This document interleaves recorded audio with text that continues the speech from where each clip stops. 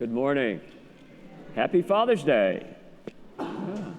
We all obviously owe so much to our fathers, especially for putting up with us. And today we also want to honor our spiritual fathers, our priests, the deacons, and those men who have made a difference in our lives. They sacrificed their lives for us. So it's appropriate today, Father's Day, that there's a theme in our readings, and it is the love that God, our Father in heaven, has for us. It's His love that permeates through all the readings today. In Exodus, He tells the people of Israel, "You are my special possession, dearer to me than all other people." The Psalm reminds us that His kindness endures forever. St. Paul says, God loved us so much that He sent His only Son to die for us. And in our gospel, Jesus has compassion and love for those who are lost. All these readings describe that very special gift that we've been given from God, and that's His love. But as we know, with every gift, you have to accept it, don't you? And as Jesus said, you must pass it on. And as baptized Christians, we all have that responsibility. We are all given the Great Commission to be not lost sheep, but to be the harvesters, the laborers. Jesus wasn't just talking to clergy when He said, go out.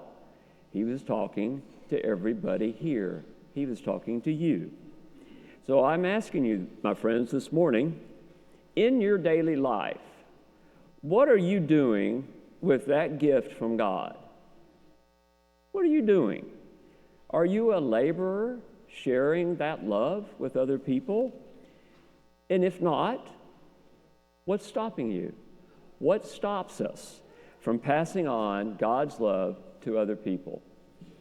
There's a lot of things, but there's one thing that we all do that stops us from doing great things in our lives. And it's called routine. Routine. You know what a routine is, don't you? We all have routines in life. We get up, we brush our teeth, we walk the dogs, we eat breakfast, we take a shower, we drive to work, whatever it may be. There are routines in life, things that we need to do every day. But sometimes those routines, not those, but other routines, can be very dangerous, not only to us, but to our relationships, to God, to our spouse, to our family, to our friends. Because when we forget why we're doing those things, when the meaning behind what we're doing is lost, there's a name for that, and it's called being stuck in a rut. And that's what happens sometimes. When we keep doing the same old thing over and over, and we forget why, we get no enjoyment. We're just stuck in a rut. We just keep going. And we all have periods like this. We all go through periods in life where we feel like, I'm just going, I'm moving, but nothing's happening. And what's interesting is there's some studies that show that the reason that happens is they've looked at adults' brain waves. And when we are in autopilot, our brain waves go in a straight line. No deviation, straight line. But children, their brain waves look like this because they're all over the place. Everything is new. They try new things. My friends, that's what routines do to us. They put our brain in a straight line. The days feel shorter. Children, the days last forever. But for us, as adults, we tend to cruise through life on a straight, boring line. My friends, ruts and routines prevent us from being the laborers, don't they? They make us like sheep. They make us into lost sheep. But we don't have to stay there. We don't have to keep doing the same things over and over. You can break out of routines. out of your ruts. And there's a lot of ways you can do it, but I'm going to give you 3 simple ways, 3 simple things to think about if you feel like you're in a rut with God, with your spouse, or with someone else. First, should be obvious, be spontaneous. If you're bored with life, do something different. Try something that's not pre-planned. Leave space in your schedule to do something unexpected. It's hard to move forward or to branch out when you're doing the same thing over and over. Look for new ways to do something different every day. Talk to new people. Greet someone here you've never talked to before. Do something you really love that you don't seem to find the time to do. There's a lot of things we can do. Volunteer at the church. Volunteer in your community.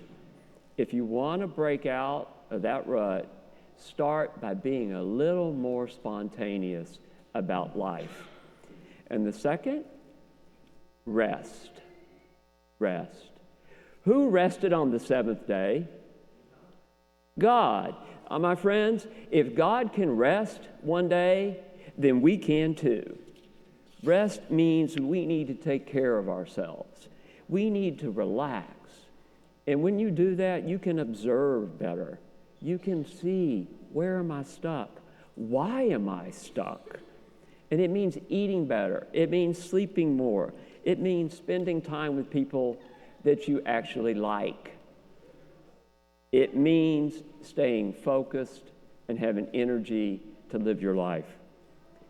My friends, if you have a day off from work, turn the phone off. It's your day off.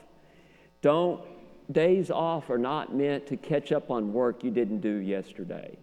Days off are a day of rest. That's what will begin to get you out of your ruts. And lastly, being spontaneous, resting, make God a friend. Who's got God as their friend in here? Everybody? Is he your best friend? Yeah, well, your spouse may be next to you too. He is your best friend. God is what do you do with friends? You talk to them, you laugh with them, you share with them, you have fun with them. Sometimes you cry with them, right? God's no different. When's the last time you cried with God? Maybe some of you have. Think about it. Friendship with God is one of the most important things that we have, because that's where we receive his love. And you only can do that if you're communicating with God. If he's your friend, you have to talk to him. You have to listen to him. In prayer, you can talk to him. You can tell him everything. You can pray all day. You can pray in your car. You can pray at work. It doesn't have to be a long prayer. It could be, God, help me today. God, thank you today. Something simple. He's always listening. And you know what? If you want to hear his voice, who's heard of the Bible? Read the Bible. It's God's holy words. You don't have to go searching for his words. They're right there. Pick up your phone. You got a Bible on your phone.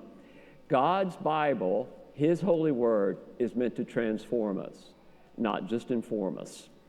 And lastly, if you want to have fun with God and make him a friend, come to worship. This is where we all come together as friends to worship God. The secret about the Mass, we all know it. We've all said it. Mass is boring. It's the same old thing. But think about it. There is a secret to the Mass. You'll only get out of it what you put into it. If you come here expecting it to be the same thing as it was last week, that's probably what you're going to get, because that's all you put into it. Someone says, how was Mass today? Same as last week, same as the last 50 years. Or they say, what was the homily about? About 10 minutes too long. Right? Think about it. Try something different. Read the readings. When we have that moment of silence at the beginning, actually connect with God and say, God, what do you want to tell me today?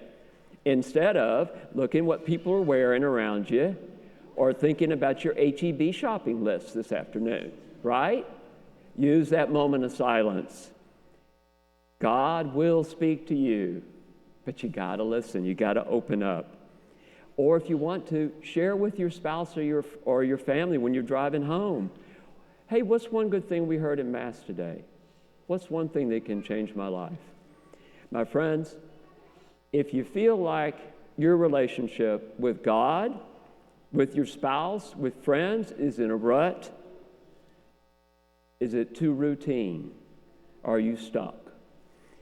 It's never too late to stop living in that rut.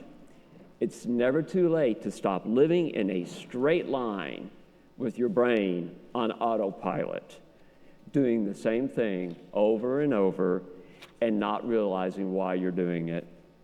Let God be your friend. Be spontaneous and take some rest, because God has given us all such a special life. He's given us a great life. He's given us his love. It's the greatest love we'll ever receive, but you have to pass it on. You're not lost sheep. You are the laborers. My friends,